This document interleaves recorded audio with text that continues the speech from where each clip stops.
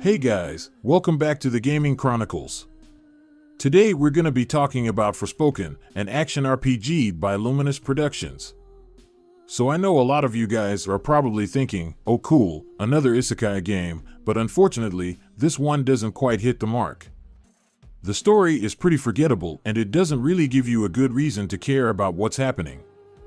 But here's the thing, the game looks freaking amazing, like the fantasy landscape is so pretty. And honestly, the parkour is so much fun. But the combat? Not so much, it's pretty clunky. And the story? Yeah, it's not great. But don't just take my word for it, let's dive in and see what Forspoken has to offer. So in Forspoken, the main character Fray gets trapped in this magic world called Athia after stumbling through a portal. She finds a sentient bracelet and bonds with it, naming it Cuff. Then she runs into a group of survivors who are living in the last city that's untouched by this dangerous miasma called the Break. It's like this thing that turns living creatures into monsters, but Fray is the exception, making her the perfect candidate to explore and find the source of the break and put an end to it. The story setup is pretty cool, but the characters just aren't that likable. Fray's a bit of a hard-ass, Cuff is always being a smartass, and the survivors are like way too dependent on Fray for protection and always asking her to do boring tasks. Forspoken's all about finding a place to call home and wanting to protect the people there. Like most isekai main characters, Fray is a bit resistant to her new world at first, but eventually realizes she's actually pretty perfect for it. But the game just doesn't make you feel like you want to stick around and protect it. The emotional connection that the game tries to make to get you to help the people in need is pretty weak and uninteresting. The characters in the game don't seem to take the threat of Athia's destruction seriously, and any tension that should be there is often ruined by pointless tasks they make you do. And honestly, the characters are pretty bland and uninteresting too. They don't have much to say or any real convictions. The characters in Athia look really stiff and awkward, which makes it hard to feel invested in the story. And it's made even worse by how they're used to drive Fray's actions. Like, Fray is thinking about killing someone over the death of a person she just met and feeling guilty for being mean to someone she barely knew. But these characters aren't really fleshed out, so it's not believable or satisfying to watch Fray's reactions to them. Like throughout my playthrough, I was constantly thinking, but why should Fray care? And the game never really gave a good answer. So in Athia, you're basically free to roam around and check out the world. You got Fray's cool parkour moves to help you sprint and jump around, and you can blast enemies with magic.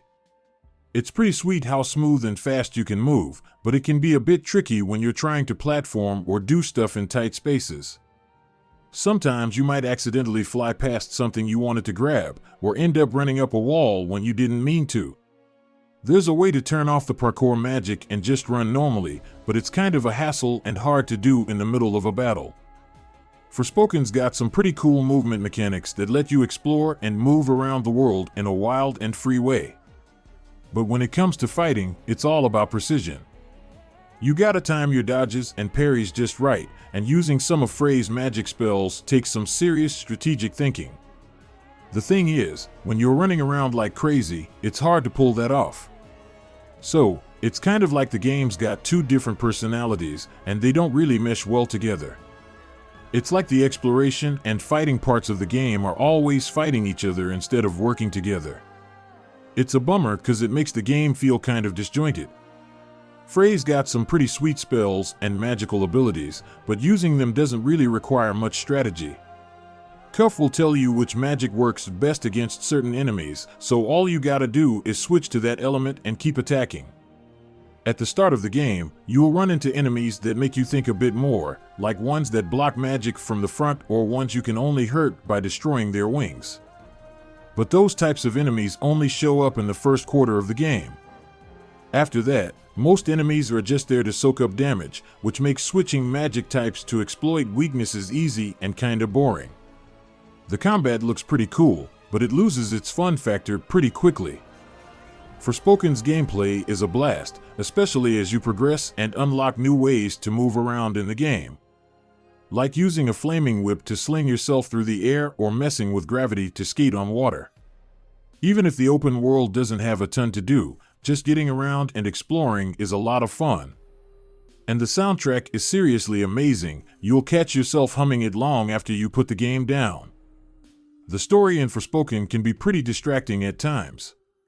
Fray and Cuff talk a lot, and while Cuff has some funny one-liners and interesting thoughts on the world, Fray's lines are pretty boring. Fray's character is kinda like a lot of the female leads in old anime and manga from the 90s and 2000s, where they get sucked into a different world and find out they have special powers.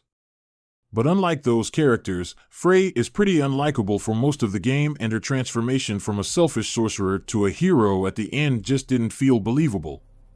It's like the story just rushed through it without really showing how Fray's mind and emotions changed. Fray, the main character in Forspoken, comes across as pretty boring.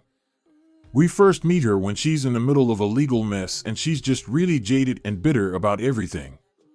Like she's an orphan and she pushes people away because she doesn't think anyone wants her. And honestly, that's pretty much how she is throughout the whole game. We see the world through her eyes, and it's just this negative and uninteresting perspective.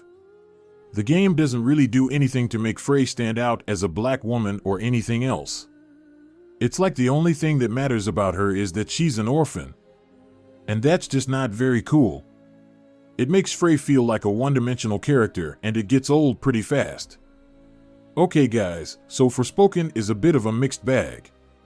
The world building is cool and all, but it's delivered in a pretty dry way. The idea of zooming around with magic powers sounds sweet, but there's not really anywhere cool to go or anything fun to do. The combat looks rad, but it's not all that fun to play. The music and sound effects are top-notch, but the main character's jokes aren't that funny and you don't really care about him. I had some fun with it, but it's a pretty uneven experience overall. It's tough to say whether I'd recommend it or not. So, what are your thoughts on Forspoken? Have you played it? What did you think of the world building and gameplay? Let us know in the comments below. Don't forget to hit that subscribe button and turn on those notifications so you never miss our latest video game reviews and gameplay footage. And if you liked this video, give it a thumbs up and share it with your friends. Thanks for watching. And until next time, peace out.